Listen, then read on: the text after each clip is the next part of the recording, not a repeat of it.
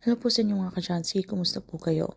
Ating araw na ito ay meron na naman po tayong mga pampaswerte na kung saan ito po ay mga simpleng paraan para masala pang maka-attract ng mga good luck na yan so sa pingyaman man o pananalapi.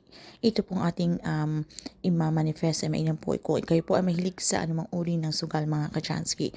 Pwede niyo po itong gawin at dapat malakas ang inyong paniniwala para ito po ay mag-work sa inyo.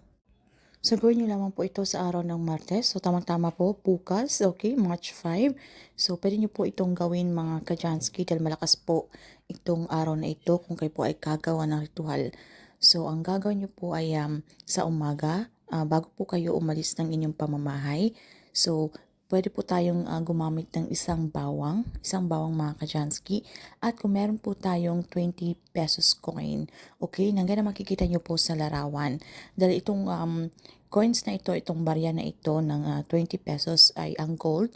Ito po ay nagre-representa na kung saan ay agarang swerte o solusyon kung kayo po ay may mga problema sa usaping pananalapi. At itong kulay silver naman ay ito po ay yung parang sa mga negative energy, okay, na maaaring maging hadlang sa ating mga gustong mangyari o mga hiling. And ito namang ang ating bawang ay ito rin po ay mainam mag-attract ng swerte, okay? So, itong ating barya ay bago nyo po gamitin mga ka-Jansky, ay pwede nyo po ito munang linisin, okay, sa tubig na may asin. Na ilublob nyo muna ito kahit ilang minuto para matanggal po yung mga negative energy na nakakapit dyan. At pagkatapos ay pasinagan nyo po ito sa sikat ng araw at hayaan nyo lamang pong itong matuyo, okay? So, between 6 to 8 a.m. ay gawin nyo po ang ritual na ito. At kapag natuyo na po ay pwede nyo na po itong kunin at kasama po yung isang perasong bawang, pwede nyo po itong ilagay sa ating pulang tela. Okay, sa loob po nito. Or kung meron po kayong mga red pouch, pwede nyo pong gamitin yan. At para ma-activate po ang ating ganitong ritual ay dasalan po natin ito. So isang ama namin at isang sumasampalataya ako kung kayo po ay Katoliko. Pero kung hindi nyo po kabisado at iba po ang inyong relihiyon, pwede nyo pong gamitin ang inyong mga personal na dasal.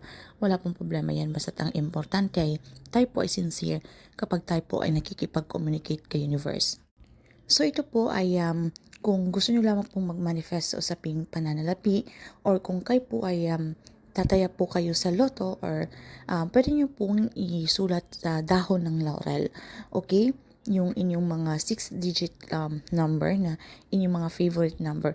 Pwede nyo pong itong isulat doon mga ka-Jansky at isabay nyo po ito doon sa ating red pouch kasabay po ng ating mga coins or ng ating isang bawang, okay? Yung 20 peso coin lang.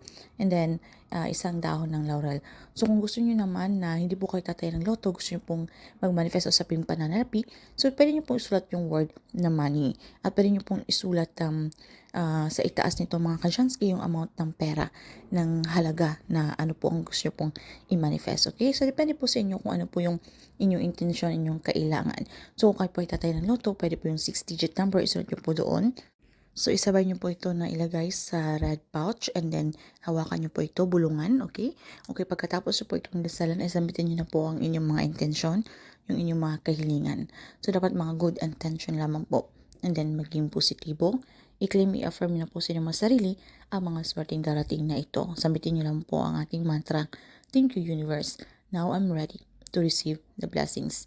So, pwede nyo na po itong dalhin mga ka-Jansky. Ilagay nyo po ito sa inyong mga bulsa, sa inyong mga bag, na kung saan man kayo pupunta. Ito po yung magsisilbing yung good luck, lucky charm na halimbawa, meron po kayo po yung mga negosyante, meron po kayong mga transaksyon na kapag gusto nyo pong maging matagumpay, himasin nyo lamang po itong mga ka-Jansky at habang hinihimas nyo po, sambitin nyo po sa inyong mga isipan na kayo po ay magiging successful. Or kung hindi naman po kayo po ay mag-a-apply ng trabaho or kayo po ay maglalaro ng sugal or kahit ano pa man yan mga ka-Jansky. So, ito po yung magsisibing yung good luck, lucky charm. So, dapat palakasin nyo po ang inyong paniniwala. Meron po kayong 100% na meron po tayong trust, believe, and faith. At pagganahin nyo po ang inyong law of attraction na kung saan magandang bagay lamang po ang inyong iniisip para ito po ay mag-work sa inyo. So, ayan lamang po mga ka-Jansky na ito po yung napakasimpleng ritual pero ito po ay napakamaswerte. Lalo na po kung meron po tayong paniniwala Dahil hindi po lahat ng mga gumagawa ng ritual na nagtataka po sila bakit hindi po nangyayari sa kanila. So dapat din po tayo dito ay mag-focus at malakas po ang inyong paniniwala. So ito mga pampaswerte mga ka-Jansky, tandaan po lamang natin na ito po ay isang gabay o inspirasyon lamang. Nasa atin pa rin po ang may kontrol at tayo pa rin po ang gumagawa ng kapalaran.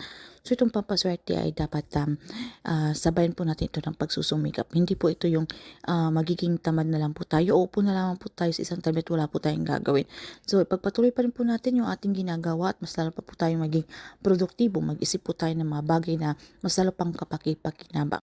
At itong mga pampaswerteng ritual ay makakatulong po sa atin para mas lalo pang lumapit ang swerte na yan. So ayun lang po ng mga ka-Jansky, at bago po tayo magpaalam, ay nais ko lang po i-promote sa inyo para po sa mga gusto umorder sa atin ng mga pampaswerte. Meron po tayo sa inyong mga trabaho, sa inyong mga career, o kung kayo po ay mahilig po sa mga sugal o mga online, mga sabong, kahit ano pa man yan, meron po tayong pampaswerte dyan. Meron po tayong money oil mga ka-Jansky, na ito po ay malakas maghatak ng swerte lalo na po sa usaping pananalapi. So kung kayo po ay interesado ay mag-PM lamang po kayo sa akin. So yun naman po ng mga ka-Jansit, maraming salamat sa inyo and see you again on our next one.